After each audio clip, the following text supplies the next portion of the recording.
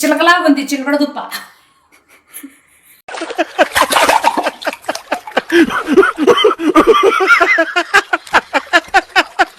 దీన్ని 2 పేర్లు ఉన్నాయండి. ఒకటి చిలకడ దుంప, రెండోది గంజిగడ్డలు అంటారు దీన్ని. మా సైడ్ కడప సైడ్ అయితే గంజిగడ్డ అంటారు దీన్ని. ఓహో, వీటిని మనము పెద్ద సైజు ఉండే వాటికి మధ్యలో కట్ చేసి వేసుకుందాం. ఇవి చిన్న సైజు, ఇవి చిన్న సైజు. ఇది పెద్ద సైజు కాబట్టి మనము కట్ చేసి ఉడకబెట్టుకుందాం. ముందుగా కడుక్కుందాం. ఒక 5 నిమిషాలు నానబెట్టాలండి, మట్టి ఉంది. మూతేసి పెట్టుకుందాం పక్కన. A few minutes later. మనం స్టవ్ మీద పెట్టుకుందాం. స్టవ్ వెలిగించుకుందాం.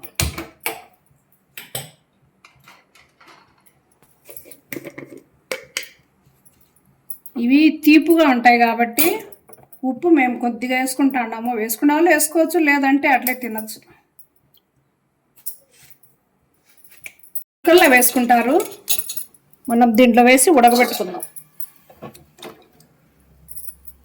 ఒక 20 నిమిషాలు. చిలకడ దుంప ఉడికినాయేమో చూద్దాం. ఉడికినాయి.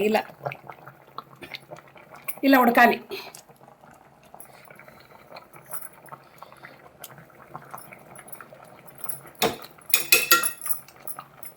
పక్కన పెట్టుకొని చల్లారించుకుందాం.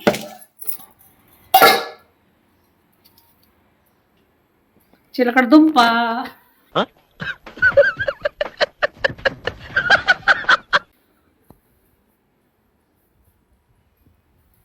చూద్దాం ఉడికిందో లేదో.